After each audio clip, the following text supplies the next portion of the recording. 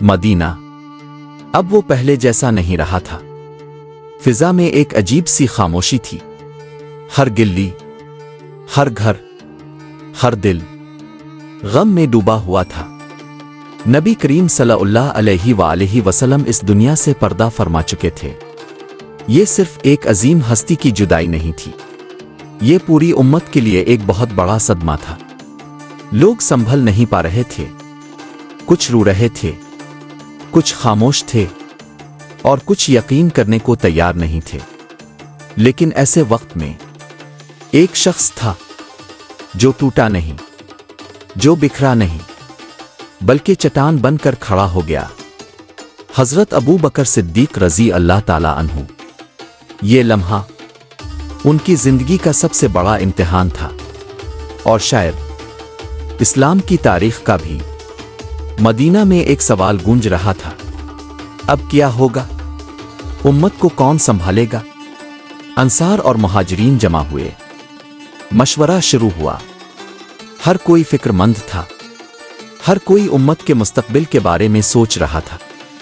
اسی وقت حضرت ابو بکر صدیق رضی اللہ تعالی عنہ کھڑے ہوئے۔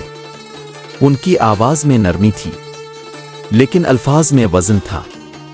انہوں نے فرمایا، یہ دین اللہ تعالیٰ کا ہے، اور اللہ تعالیٰ اسے ضائع نہیں ہونے دے گا۔ انہوں نے انصار کی تعریف کی، ان کی قربانیوں کو سراہا۔ پھر فرمایا، قریش اس ذمہ داری کے زیادہ حقدار ہیں۔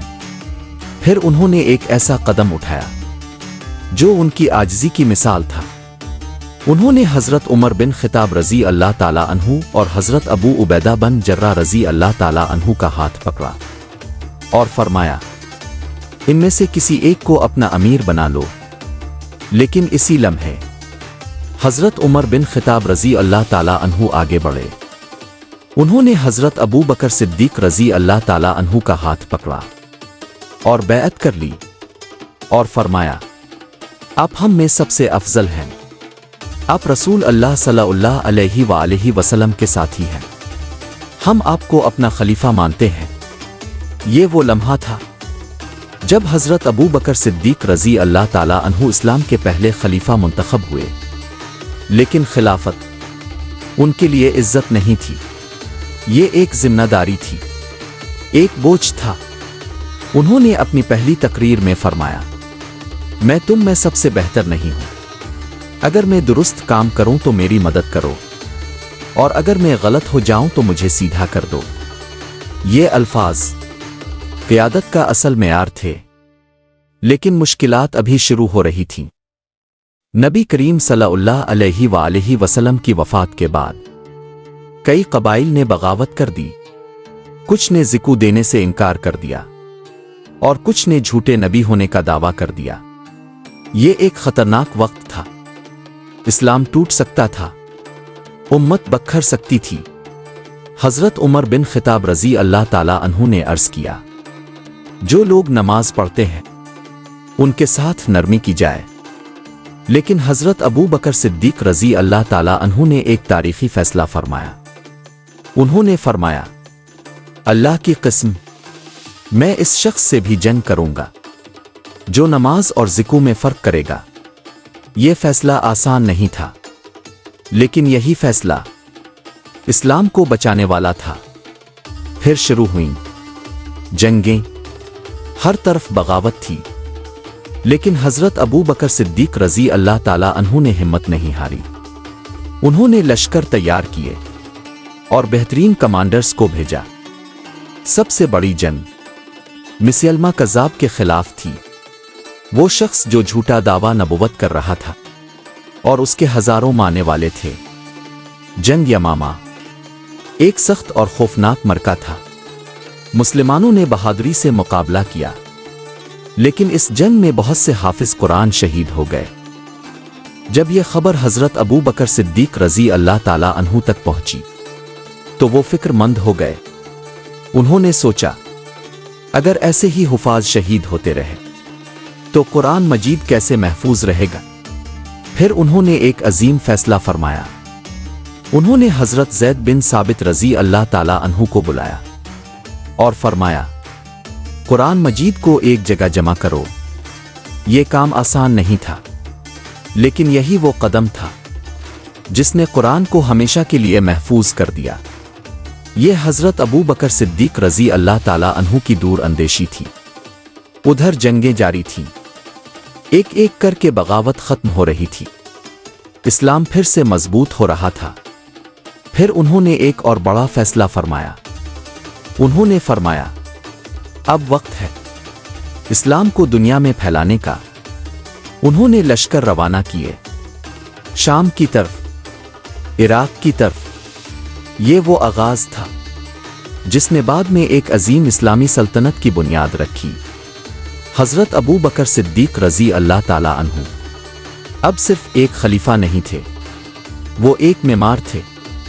انہوں نے ٹوٹتی ہوئی امت کو سنبھالا، بکھرتے ہوئے نظام کو جوڑا اور ایک نئی طاقت پیدا کی۔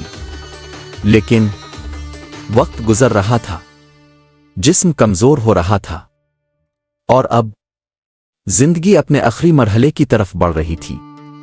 ایک ایسا مرحلہ جہاں ایک عظیم انسان اپنے رب سے ملاقات کے قریب تھا۔ مدینہ اب پھر ایک بار خاموش تھا، لیکن اس بار کی خاموشی پہلے سے کہیں زیادہ گہری تھی۔ یہ خاموشی جنگ کے بعد کی نہیں تھی، یہ خاموشی ایک عظیم ذمہ داری کے بوجھ کی تھی، اور اس بوجھ کے نیچے ایک عظیم ہستی آہستہ آہستہ کمزور ہو رہی تھی۔ حضرت ابو بکر صدیق رضی اللہ تعالیٰ عنہ، وہ شخصیت جنہوں نے نبی کریم صلی اللہ علیہ وآلہ وسلم کے بعد امت کو ٹوٹنے سے بچایا، جنہوں نے بکھری ہوئی صفوں کو جوڑا، جنہوں نے ہر فتنہ، ہر آزمائش کا مقابلہ کیا، اب خود ایک خاموش مرحلے میں داخل ہو رہے تھے۔ وقت گزر چکا تھا، 2 سال، 3 ماہ، چند دن، لیکن ان مختصر سالوں میں جو کچھ انہوں نے کیا وہ صدیوں پر بھاری تھا۔ ہر دن ایک نئی آزمائش، ہر رات ایک نئی فکر، لیکن ان کے چہرے پر کبھی شکایت نہیں آئی۔ وہ ہمیشہ فرماتے، اگر میرا ایک قدم بھی حق سے ہٹ جائے تو مجھے سیدھا کر دینا۔ یہ تھی ان کی عاجزی، یہ تھا ان کا خوف خدا۔ پھر ایک دن بیماری نے انہیں گھیر لیا، بخار تھا، کمزوری تھی، جسم کمزور ہو رہا تھا، لیکن روح اب بھی مضبوط تھی۔ لوگ ملاقات کے لیے آتے اور وہ ہر ایک کو نصیحت فرماتے۔ وہ فرماتے، دنیا چند دن کی ہے، اصل زندگی آخرت کی ہے۔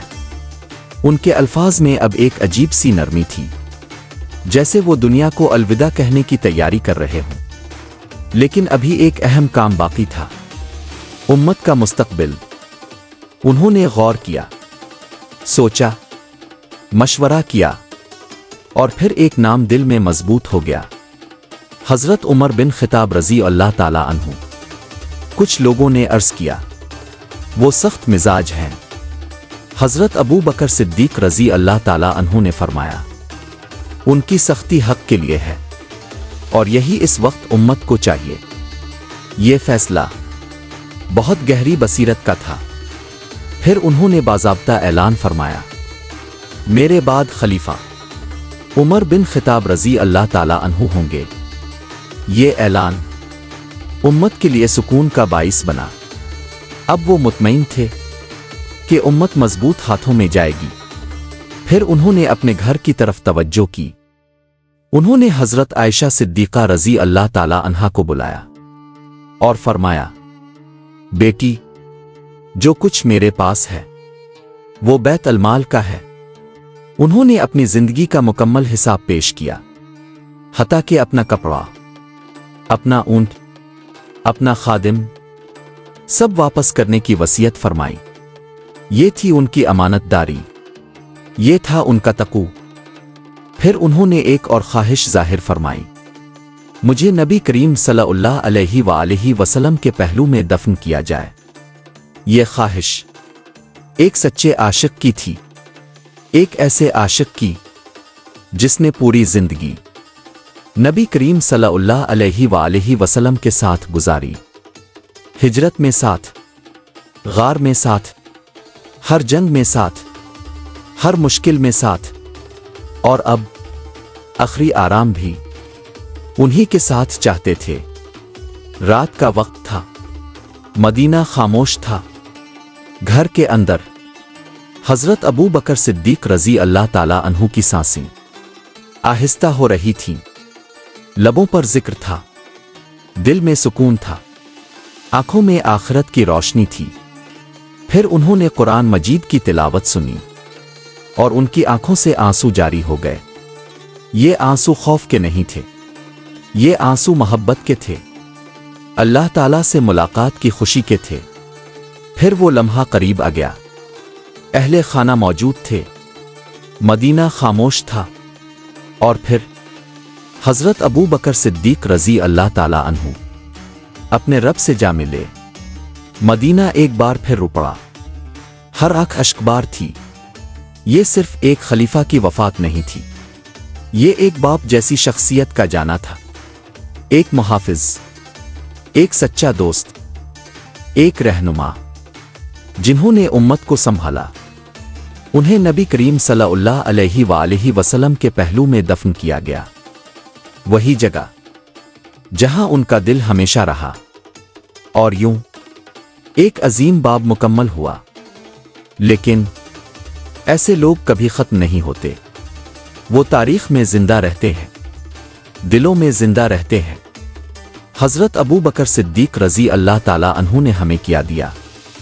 ایمان کی مضبوطی، سچ کی پہچان، وفاداری کی اعلیٰ مثال، قربانی کا جذبہ، اور سب سے بڑھ کر یہ سبق کہ جب دنیا ٹوٹ رہی ہو تب بھی حق کے ساتھ کھڑے رہو۔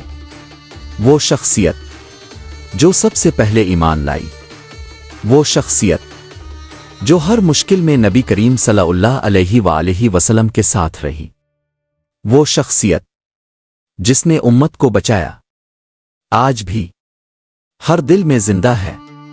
یہ تھی کہانی حضرت ابو بکر صدیق رضی اللہ تعالی عنہ کی، ایک ایسی کہانی جو صرف تاریخ نہیں بلکہ ایمان کا سبق ہے۔ اور اگر آپ اس کہانی سے کچھ سیکھنا چاہتے ہیں تو یاد رکھیں، سچ ہمیشہ جیتتا ہے، اور جو اللہ تعالیٰ کے ساتھ ہوتا ہے وہ کبھی ہارتا نہیں۔ میں ہوں عرفان خالد، ملتے ہیں اگلی ویڈیو میں، تب تک کے لیے اللہ حافظ۔